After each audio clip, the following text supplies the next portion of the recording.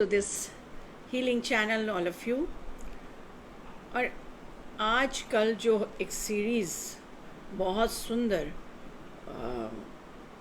चल रही है, how to love oneself, अपने आप से हम किस तरह प्रेम कर सकते हैं।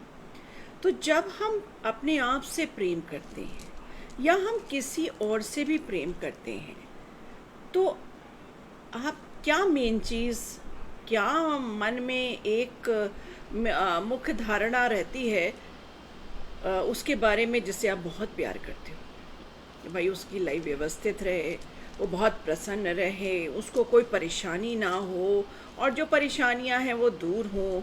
अगर पहले की कोई परेशानी है उस पर काम किया जाए, है ना। हर तरीके से आप उस व्यक्ति को जिससे आप बेहद बेइंतहा प्यार करते हैं उसके लिए आप अपना सर्वस्व न्यौछावर करते हैं। तो इसी तरह जब हम अपने से प्यार करते हैं ना, तो अपने एक एक उन पलों को, लाइफ के जो बचपन से आज तक गुजरे हैं, उनको परिवर्तित करने की सोचना है। अपने उन दुखों कष्टों को अपने से दूर करना है, और फिर वो अट्रैक्ट हम ना करें इसलिए ट्रांसफॉर्म होना है।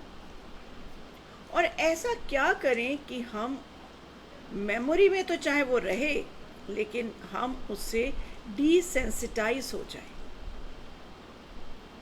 तो इसी श्रृंखला में आप लोग इसको बहुत अप्रिशिएट कर रहे हो। मैं धन्यवाद करती हूँ आप सभी को कि आप इसको देखकर मुझे मैसेज करते हैं।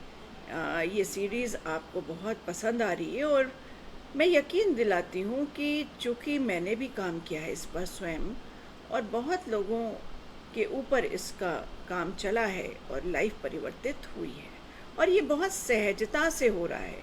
इसमें बहुत ज़्यादा कोई एफर्ट नहीं लगाना पड़ रहा है, लेकिन हाँ, डेली काम तो हमको करना ही पड़ेगा।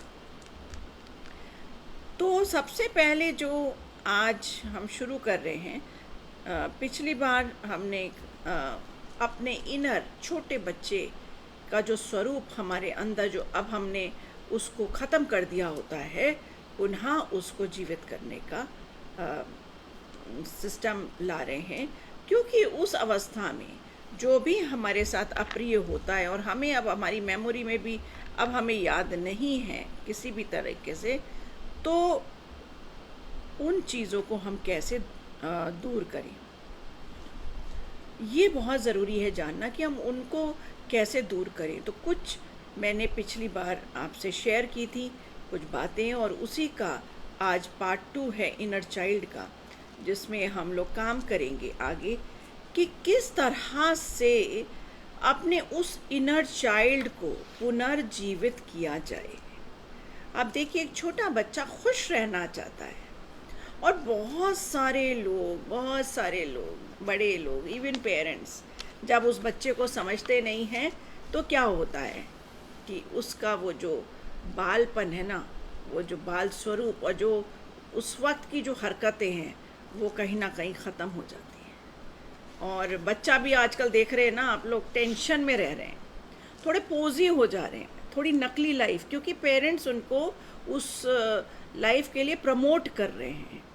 जब आप उनसे कहेंगे हंसो तो वो हंस रहे हैं, फिर अपनी दुनिया में गुम हैं, मोबाइल में गुम हैं, और बहुत सारी, क्योंकि इंटरेक्शन आजकल पेरेंट्स और बच्चों का उतना नहीं रह रहा है। सिर्फ पढ़ाई के मुद्दे पे तो ऐसा लगता है कि पेरेंट्स चाहते हैं आज ही डिग्री हासिल कर ले भाई, ठीक है ना।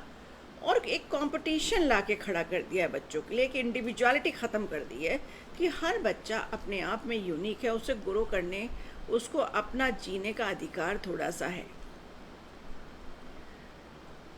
अब जैसे जैसे हम लोग बड़े होते हैं, हमारा जो past memories as a child है ना, वो थोड़ी फेड अवे हो जाती है, थोड़ी सी धूमिल हो जाती है। तो बहुत सारी चीज़ें आज के तारीख में हम याद नहीं कर रहे हैं, और कभी कभी हम याद करना भी नहीं चाहते। पर अब मत डरिए, क्योंकि अगर आपने अब नहीं खोदा तो फिर कई लाइव्स लग जाएंगी, और हर वक्त आप खोदोगे और वो मिलेगा नहीं। तो जो इस जीवन का है उसको भी बेहतर समझिए कि मेरा जो बचपन था वो बीता कैसे था, क्या एक्सपीरियंसेस थे, क्या हमें अब रेमेडीज़ करनी चाहिए। तो जो सबसे बड़ी रेमेडी है ना आज की तारीख में, वो है क्षमा याचना। या तो क्षमा याचना आप करें किसी के लिए, या कर दें, माफ़ कर दें, या माफ़ी मांगे, फॉरगिवनेस। ये बहुत बड़ी प्रक्रिया है और बड़ी इफ़ेक्टिव है। इससे क्या होता है कि आप उस वक्त की ऊर्जा को, जैसे नेगेटिव है तो नेगेटिव ऊर्जा को आप फिर लेके नहीं चलते हो और वो डिज़ोल्व हो जाती है। कि जब आप हृदय से, धारणा से माफ़ कर देते हो ना, तो वो दुख वहीं ख़त्म हो जाता है। इसका मतलब ये नहीं कि हम उसे माफ़ ना करें और तो उसका क्या होगा। लोग बहुत क्वेश्चन करते हैं। देखो, लॉजिक नहीं चलेगा यहाँ पे, क्योंकि ईश्वर की दुनिया में हर बार नई लाइफ है और उसमें सॉल्यूशन आप ढूंढिए या करिए और बैलेंस करिए अपने कर्मास को। उसमें मार तोड़ ये सब कुछ नहीं है। बहुत शांति से ये प्रक्रिया चलती है ईश्वर की दुनिया में, जिसका हम लोग हिस्सा हैं, पर हम समझ नहीं पाते और हम बहुत लॉजिक लगाते रहते हैं। हर वक्त लॉजिक लगाते रहते हैं कि ये ठीक है, वो ठीक है, अपने आप से चलते रहते हैं। अपने आप को जो ठीक लगता है तो अपने को बताते रहते हैं और उसी तरह से चलते रहते हैं, पर इस तरह से काम चलेगा नहीं। कभी कभी हम जब बच्चे थे तो हमारे आइडियाज़ ग्रहण नहीं किए जाते थे और फिर बड़ा अजीब सा लगता था, है ना। कभी कभी हम पे मजाक उड़ा लिया जाता था हमारे आइडियाज़ का और हमें बुरा लगता था। तो ऐसे वाले भाव को ढूंढिए जब आपकी कोई वैल्यू नहीं समझते थे, है ना, और बहुत ज़्यादा अनावश्यक रिस्ट्रिक्शंस में भी जीने पर मजबूर करते थे, क्योंकि उनका एक पास्ट होगा और उनके ऊपर जो रिस्ट्रिक्शंस थे, उनका जो एनवायरनमेंट था, उसमें जो डर भय था, वो पूरा हम पर थोपते हैं पेरेंट्स, और वो जायज़ है क्योंकि उस वक्त भी उनको कोई समझाने वाला नहीं है। पर आप अपने पास्ट अपने बच्चों पर ना थोपें और अपने पास्ट को हील करिए, उससे मुक्त होइए, जिससे आपकी और आपके परिवार के सभी सदस्यों की लाइफ बेहतर हो। अनावश्यक जो डर, अनावश्यक हमारे सबकॉन्शियस माइंड में अपने आप बहुत सारी चीज़ें ऐसी उतर गई हैं जो हमारे बचपन से रिलेटेड हैं, और वो ऊर्जाएं नकारात्मक हमारी लाइफ में कुछ ना कुछ नेगेटिव लेके आ जाती हैं। और कभी कभी आप खुद से कहते हो कि भाई मैंने तो किसी का बुरा नहीं किया, ये पता नहीं कहाँ से आ गई। तो दरअसल ये वो अट्रैक्टिंग एनर्जी है जो मेरे अंदर ऑलरेडी एक वेव फॉर्म में चल रही है, उसको मैंने चूँकि हटाया नहीं है, तो नेगेटिव विल अट्रैक्ट नेगेटिव। अगर हम उस छोटे बच्चे से आज़ाद नहीं होंगे जिसने कुछ विशेष धारणाएं रखी हुई है जो अच्छी नहीं है, तो फिर दिक्कतें होंगी।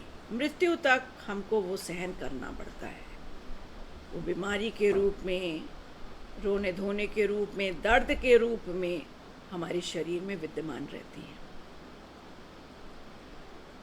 बच्चे जब आते हैं ट्रीटमेंट के लिए तो मैं माँ बाप को भी दूर बिठाती हूँ, क्योंकि कभी कभी वो भी प्रॉब्लम होते हैं बच्चों की। ऐसी एक बच्ची थी जिसकी बॉडी में बहुत ज़्यादा पेन था, छोटी सी बच्ची थी 6-7 की, और मुझे पता था इसके मन में जो है जो दर्द वो इसकी पूरी बॉडी में फैल रहा है, क्योंकि ये कन्वे नहीं कर पा रही या इसे सुना नहीं जा रहा है घर पे। तो जब मैं उसका सेशन कर रही थी, हीलिंग कर रही थी, तो उसने मुझे बताया कि कि उसके घर में उसके दादाजी और एक और कोई ताऊ जी या चाचा कुछ अजीब हरकतें करते हैं और वो उसको पसंद नहीं आती और वो अपने दादाजी के यहाँ नहीं जाना चाहती। अब वो मना करती है, वो बता नहीं पाती है, तो माता पिता इंसिस्ट करते हैं और जो वो रेजिस्टेंस है ना कि उसको ज़बरदस्ती जाना पड़ता है और वही फिर फेस करना पड़ता है, तो उसके शरीर में दर्द होने लगा, एक रिएक्शन के इतना दर्द कि जरा सा भी झटका अगर सड़क पे भी हो और वो कार में बैठी हो या व्हीकल पे बैठी हो तो उसको बॉडी में एक होने लगता था। इस कारण उसका पढ़ाई लिखाई स्कूल सब प्रभावित हो रहा था। और फिर उन्होंने बहुत इलाज कराया, एम्स वगैरह सब जगह ले गए, पर एक्चुअली ये एक प्रॉब्लम ऐसी थी जो मन की गहराई में थी, उसको समझा नहीं जा रहा था। फिर जब समझा गया, मैंने काम किया, फिर माता पिता को मैंने काउंसिल किया। मैंने कहा सबसे पहले जिसको आप अपनी दुनिया में लाए हो, आप पहले उसको समझो। अगर कोई बच्चा अपने माता पिता से मना कर रहा है या कोई बात कह रहा है, उसे ध्यान से सुनो और उस पे शक मत करो। उसकी कही बातों पर आप एक अपने हिसाब से ही ऑब्जर्व करो चीज़ें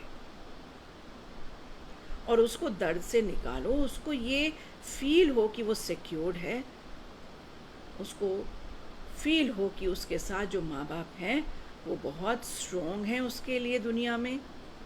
अगर माँ बाप ही स्ट्रॉन्ग नहीं होते तो बच्चा करेगा क्या? तो फिर उसकी बच्ची का भी दर्द निकल गया, ठीक हो गई। तो इस तरह से पता नहीं कितने बच्चे सफ़र करते हैं, बच्चे बहुत एंग्जाइटी में आते हैं। इस पे मैंने बहुत काम किया है। शुरू की लाइफ में तो मुझे भी ऐसा पता नहीं था, ना हमने ये विद्या पढ़ी थी, इन पे चले नहीं थे, तो अपनी सोच होती है। पर अब जब आप जानते हैं तो हमने इस पे ख़राब तरीके से अपने जीवन को व्यतीत नहीं करना है, ठीक है। तो सबसे पहले अब हमारे अंदर हमें अपने उस बचपन में ध्यान से आंखें बंद करके, और मन ले जाएगा क्योंकि आप अब तैयार हैं अपने को जानने के लिए, तो आपको ले जाएगा उस जगह पे कि जब आप वो अपनी ड्राइंग्स करते थे और वो कोई भयानक एपिसोड से उड़ जाती थी या कलर बिखर जाते थे, अब उनको फिर से रंगिए। और इसको आज की तारीख में बोलते हैं न्यूरो साइंस पेंटिंग। आप बहुत सारी चीज़ें देख रहे होंगे अलग अलग उभर रही हैं, पर दे आर वेरी सिंपल, है ना। हम पेंटिंग से, ड्राइंग से, आकृतियों से इन चीज़ों को उभारें, उकेरें और देखें कि कलर्स क्या लगाते हैं। मैं जब बच्चों की ड्राइंग देखती हूँ तो कभी कभी मुझे दिखते हैं आतंकवादी, तो पता लगता है कि वो कितना भय कर रहे हैं। टीवी पे न्यूज़ आ रही है और वो उस चीज़ का कितना उनको भय है। कभी कभी कुछ और आप देखोगे कि बच्चे के मुंह पे पट्टी बंधी है, इस तरह के जब बच्चे बनाते हैं, जबकि छोटे बच्चे हमेशा हैप्पी पिक्चर्स बनाते हैं।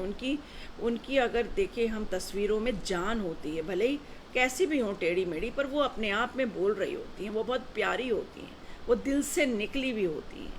That is neuro science. और वो अपने पूरे परिवार को साथ देखना चाहते हैं। तो हम भी अपने जब जीवन में जाएं तो ऐसी घटनाओं पे ज़रूर ध्यान दें और उसको अब लेट गो ज़रूर करें। अब मैं लेट गो पहले ही आपको सिखा चुकी हूँ, तो आप लेट गो ज़रूर करिए, जिससे कि उसका जो भार है, उसकी जो इंटेंसिटी है वो कम हो पाए, आप डिसेंसिटाइज हो पाए। तो अपने उस बचपन, इनर चाइल्ड को प्यार करने के लिए एकदम स्वतंत्र हो जाइए आनंद के साथ में, and start loving your inner child.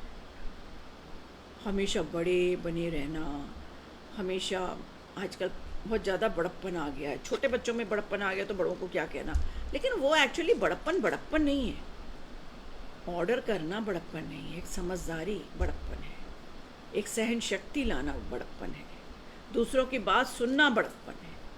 तो आप अपने उस इनर चाइल्ड को देखिए कैसे हैप्पीनेस उसको मिले। तो अपने आप को खुद पेरेंट बनिए, अपने बच्चे के लिए खुद पेरेंट बनिए। आपने जो भी सहा ठीक है, फॉरगेट इट ना। अब अपने आप के खुद पेरेंट बनना है और अपने बच्चे से पूछना है, छोटा बच्चा जो मेरे अंदर है, मुझे पूछना है कि मैं आपको कितना प्यार करती हूँ। और देखिए रिएक्शन क्या है। हो सकता है थोड़ा एडवर्स हो, वो कह सकता है कि भाई ये सब दिखावा है, तुमने मुझे कभी प्यार नहीं किया। फिर आप उसे कन्विंस करिए और आ, अपने बच्चे को, उस छोटे से इनर चाइल्ड को प्रमोट करिए कि वो पेंटिंग्स करे। फिर आप अप्रिशिएट करिए, देखिए किस तरह की पेंटिंग वो उभार रहा है। फिर आप उसको, जैसे कहीं बगीचे में आप जाइए और एक पेड़ को बहुत चिपका के महसूस करिए और अपने बच्चे से पूछिए कि आपको अब कैसा लग रहा है। तो उसको प्रकृति के साथ कितना अच्छा लगता है। आप थोड़ा घास पे लेटिए और थोड़ा लोटिए और देखिए उस छोटे बच्चे को कितना अच्छा लग रहा है। जैसे तितलियाँ हैं, बड़ा एडमायर करते नन्हे बच्चे, आप उनको एडमायर करिए और पूछिए अपने नन्हे बच्चे से कितना अच्छा लग रहा है। आसमान है, हम ये सब देखना बंद कर दिए। पेड़ों पे वो छोटे घोंसले, बच्चे, है ना, वातावरण, कैसी पत्तियां हैं, हम सब भूल चुके हैं। हम पता नहीं कौन सी एक दुनिया में, कितना कुछ है जानने को, कितना कुछ है करने को, पर हमारी सोच एक फ़िक्र, एक टेंशन, एक एंजाइटी में ही अब लग गई है। और जैसे इसके बगैर तो अब हमारा कोई जीवन ही नहीं है। अगर सोचिए किसी को बोले भाई एंजाइटी आपकी ख़त्म कर दें, तो पहले तो बड़ा सोचता है वो कि अगर ख़त्म हो गई तो भाई करेंगे क्या, फिर हमारी लाइफ में सोचना क्या हो जाएगा, है ना। तो हमें जैसे जैसे हम अपना प्रेम अपने पौधों के लिए, एनिमल्स के लिए, काइंडनेस जो बच्चों के अंदर होती है, हाँ, और बटरफ्लाइज के लिए, हम बर्ड्स के लिए चीज़ें करना शुरू करें, रेन्स को एंजॉय करें, हाँ, एक्सप्लोर करें, इधर से उधर जाना भी एक्सप्लोर करें एक छोटे बच्चे की तरह। आप देखिए वो बच्चा खिलने लगेगा और उसकी मेमोरीज़ को आप बोलिए कि भाई बहुत हो चुका, उसको धूमिल है, उसको जलाइए, उसको खाक करिए और अब उसका असर आपके जीवन में नहीं है। It's over and over. अब जो है वो आज का जीवन जो सुंदर है, जो मुस्कुराहटों से भरा है, तो आप मुस्कुराहट आज देंगे नहीं तो कैसे मुस्कुराहटों से भरेगा बताइए,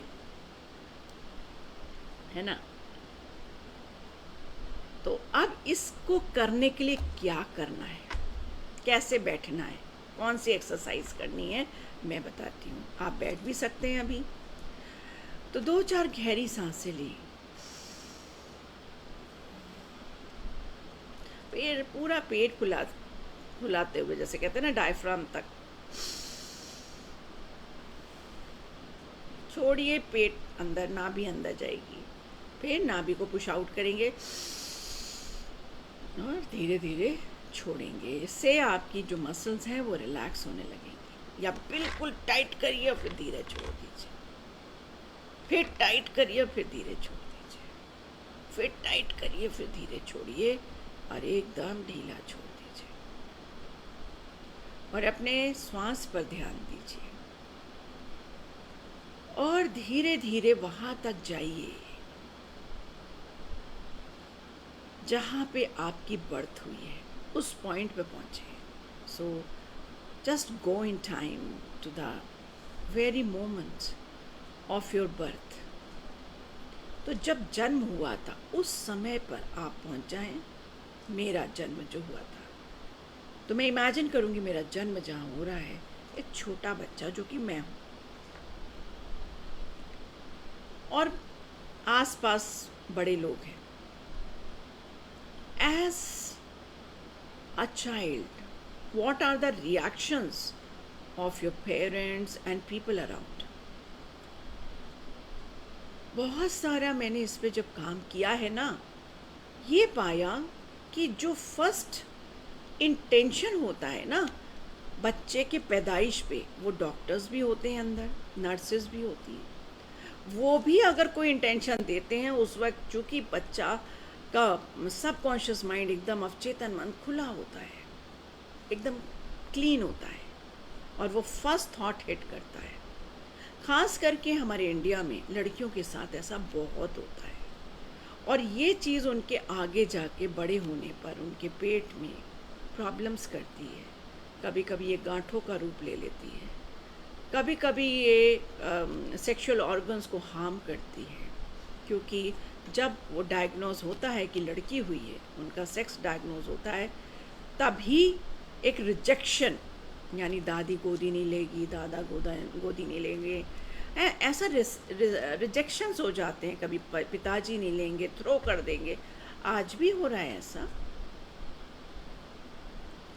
हालांकि ये बहुत सैड है, लेकिन सब लोग इन परिस्थितियों से भारत में गुजरे हैं। बहुत कम कोई परिस्थिति ऐसी होगी जन्म के वक्त कोई रिएक्शन ना।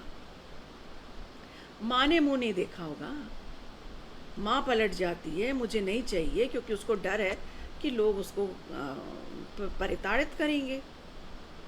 तो ये वो सोसाइटी का थोड़ा अच्छा हिस्सा नहीं है, जिसके कारण जो भी थॉट उस वक्त होता है, अरे क्यों पैदा हो गई, तो जो क्यों लग गया, वो उसकी लाइफ में क्यों लग गया, और वो आंसर ढूंढती है, मेरे साथ ऐसा क्यों हो रहा है, क्यों।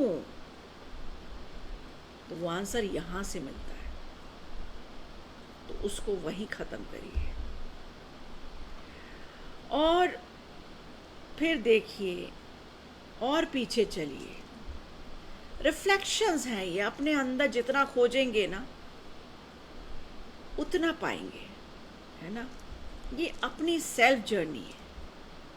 तो फिर आप अपने को, जो कि आपके सोल ने तो जन्म लिया है, आपके सोल ने तो धारणा के साथ जन्म लिया है, बैलेंस करने के साथ, आपको पता था ऐसा आपके साथ होगा, तो फिर हम कहेंगे कि हमने इन सबको माफ़ किया।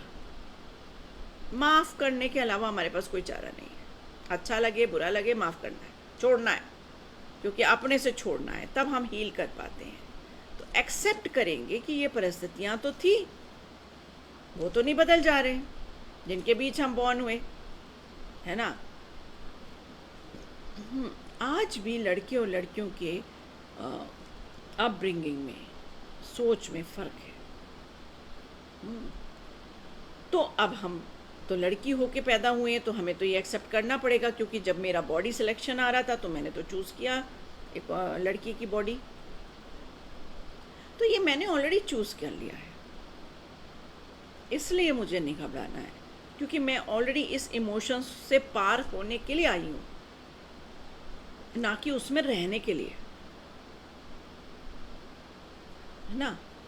तो फिर हम इसको एक्सेप्ट जैसे ही एक्सेप्ट करते हैं, फिर हम रेमेडीज़ करते हैं, तब वो रेमेडीज़ काम करती हैं। बिना एक्सेप्ट, स्वयं को बिना एक्सेप्ट किए कोई भी रेमेडी काम नहीं कर सकती। जैसी भी परिस्थिति थी, जैसा भी है, हम उसको एक्सेप्ट करते हैं, ठीक है।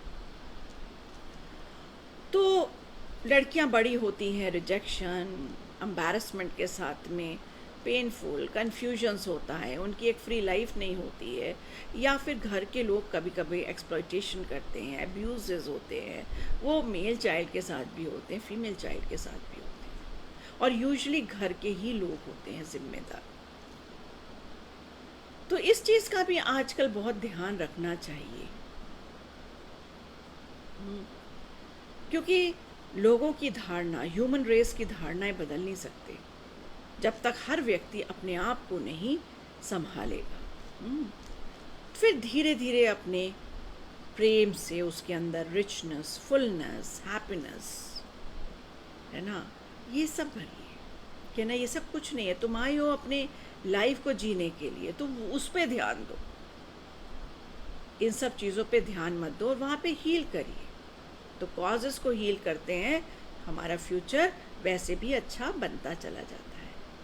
तो अगर हम अपने से प्यार करते हैं, तो हमें अपने हर एस्पेक्ट पे जाना पड़ेगा, जो कि हम बारीकी से जाते नहीं हैं। तो आज से इस पर काम करना शुरू कर दीजिए।